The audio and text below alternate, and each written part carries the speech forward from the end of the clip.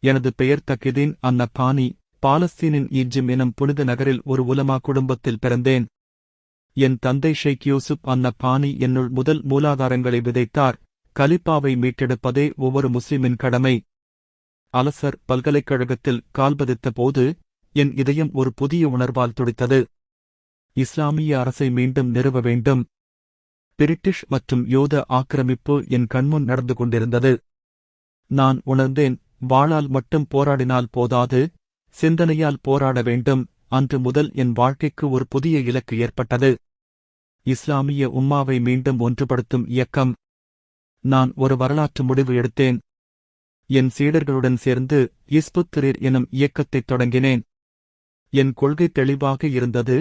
கலீப்பாவை மீண்டும் நிறுவுவது, இஸ்லாமிய சட்டத்தை முழுமையாக பின்பற்றுவது, மேற்கத்திய ஏகாதிபத்தியத்தை எதிர்ப்பது.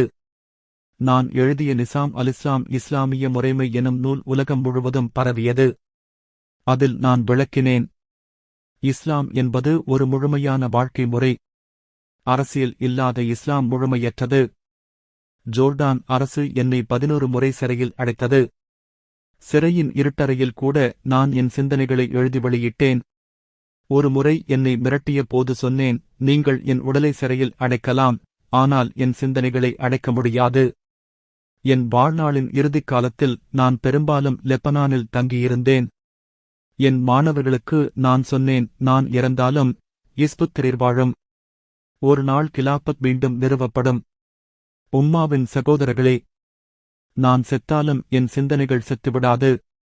குரானையும் ஹதீஸையும் பிடித்துக் கொள்ளுங்கள். கலிப்பாவை மீண்டும் நிறுவுங்கள். அதுவே உங்கள் விடுதலை.